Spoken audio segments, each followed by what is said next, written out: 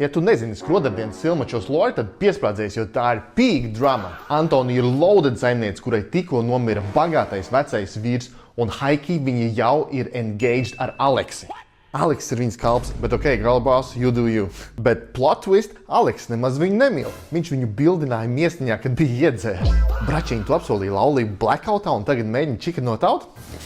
Bet tas tikai tāpēc, ka viņa real love ir kalpone Elīna. Klasiskais nabags, bagāts, nabags love triangle. Mēs to visu esam redzējuši, bet go off. Tālāk atbrauc skroders dūders un izrādās, viņam ir spicy history ar Antoniju. Pirms 8 gadiem viņš salauza kāju un Antonija viņu pameta real quick savas mammas dēļ un aprecēja maku ar kājām. Tragic backstory, bet nu jau iconic. Un tātad viņš ierodas un gaslighto Antoniju, ka viņas līgmains viņa nemaz nemīl.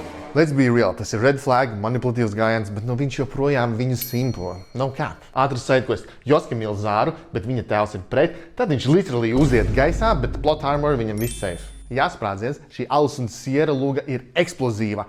Bum, bum! Beigās visi izvēlas savas mīlestības, un vienu kāzu vietā ir 3. Tiek hardlaunchoti 3 pāri reizē. Tātad Antonija apres to pašu dūdaru, ko reiz dampoja. Full circle. Viss. Paldies.